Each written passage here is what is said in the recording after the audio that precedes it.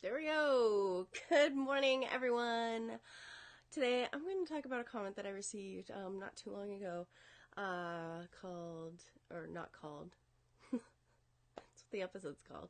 A comment I received when somebody said, "Your yoga isn't like everyone else's yoga." So that's what we're talking about this morning. This is I Woke Up Like This. My name is Dominique. I am the owner, personal trainer, and yoga instructor at Body Mind Fitness.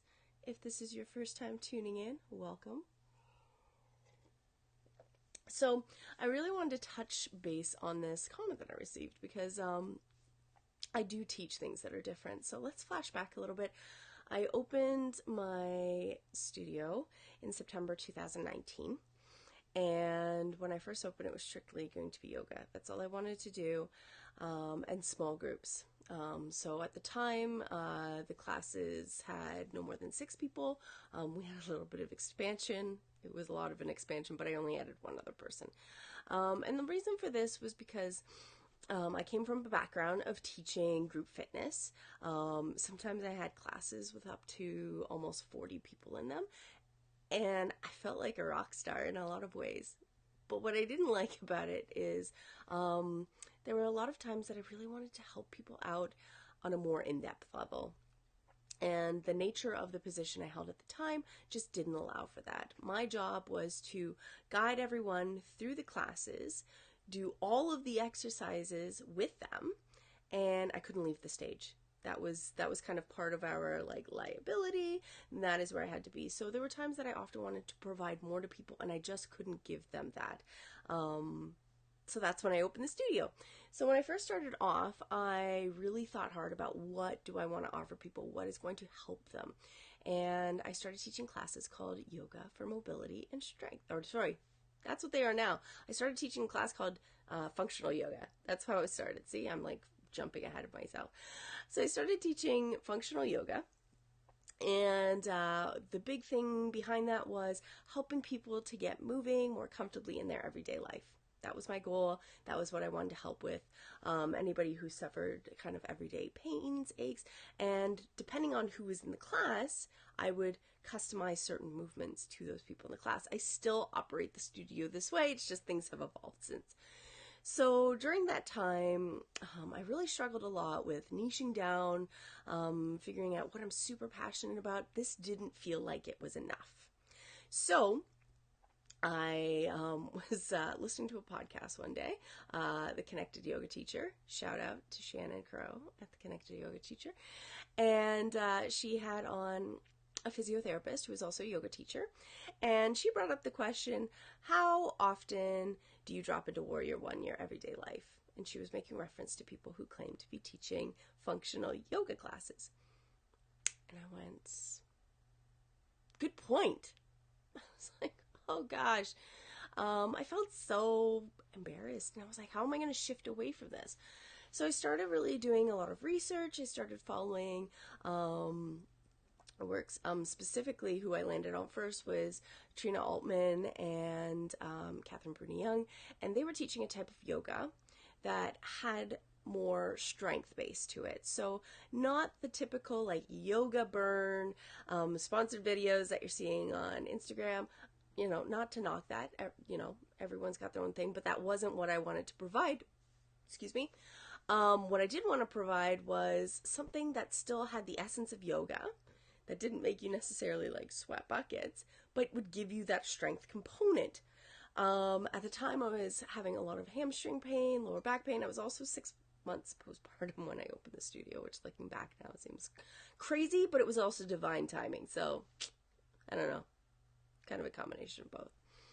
So I started really looking into their works. I took part in some of their online courses just to kind of delve a little deeper into it, more than what was being found online. And from there, I was like, this is it. This is what I need to be teaching. So it was really taking your traditional yoga poses and adding a strength component to them. So whereas you would hold, for instance, to really break it down really simply, if you were holding Warrior One, which is what I brought up earlier, what we do instead is we'd actually add some movement to it. So, taking a breath in, straightening up the leg, breathing out, sinking a little bit deeper into the pose, and really starting to get almost this squat feeling through this front leg. This is a very basic example. We do all kinds of crazy, funny stuff with blankets and all sorts of things in class, but it's kind of hard to get people to visualize that unless you've been there. So that's when my classes really morphed into yoga for mobility and strength. At the time, this kind of morphing really happened when I came back postpartum from baby number 2. And I was just, because I was so freshly postpartum, I didn't want to rush things, so I just kept these 2 classes at the time. For a period of time, at this point, I developed an interest in yoga for pelvic health. So, first of all, this changed the breathing pattern. So when we go back to that Warrior 1 example again, it was the whole idea of this time instead of, we would just reverse the breath to help support the pelvic floor. So breathing in, sinking in, which is very opposite of yoga breathing. Breathing out, pressing out of that front heel to stand back up. Again, mimicking that squat, but the exhale, bringing that pelvic floor into a contracted position to be supported as you bring yourself out of the pose. So again, things are constantly evolving. Can they evolve from here? They sure can. So only time will tell what happens. But so I started with this huge interest in yoga for pelvic health, but I didn't think I could sell it. I didn't think anybody would be interested. I ran it a couple of times as these, limited run workshops. I think one of them did really well, but nobody seemed interested in it afterwards.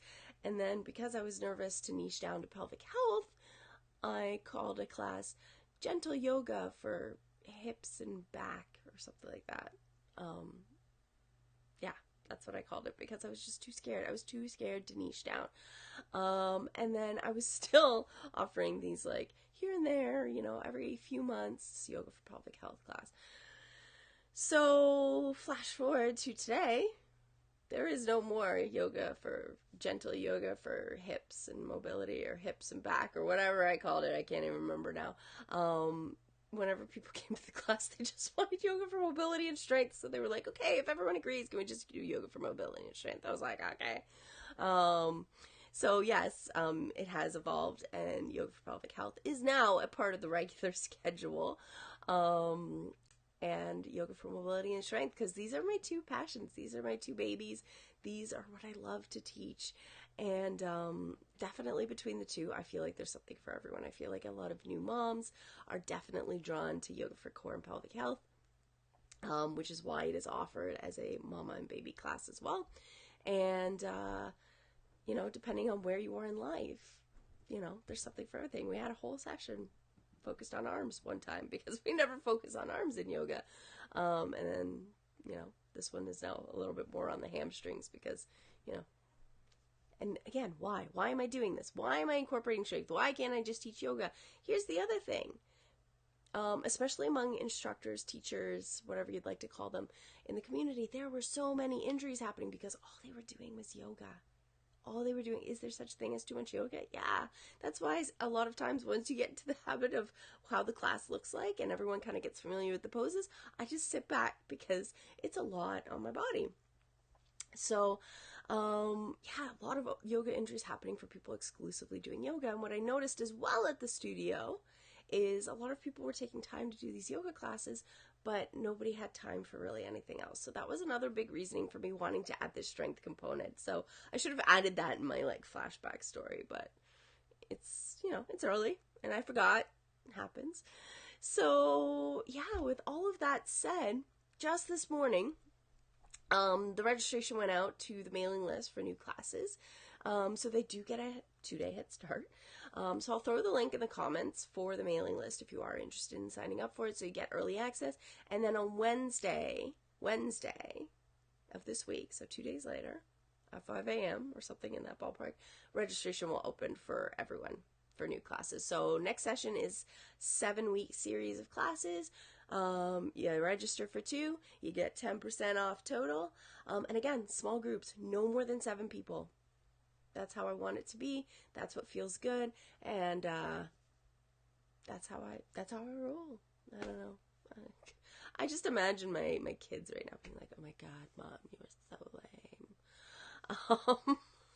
Anyways, if you have any questions, comments, concerns, pop them in the comments, throw them in my DMs, whatever it is you like to do. And stay posted. Keep your eye on these pages for announcements of registration being open, because it is coming up soon. With that said, thanks so much for tuning in. I woke up like this. It is Monday morning. It is now 7:15 a.m. I barely drank this coffee, but I'm going to go do it now. So have a great day, everyone. Thanks so much. Bye.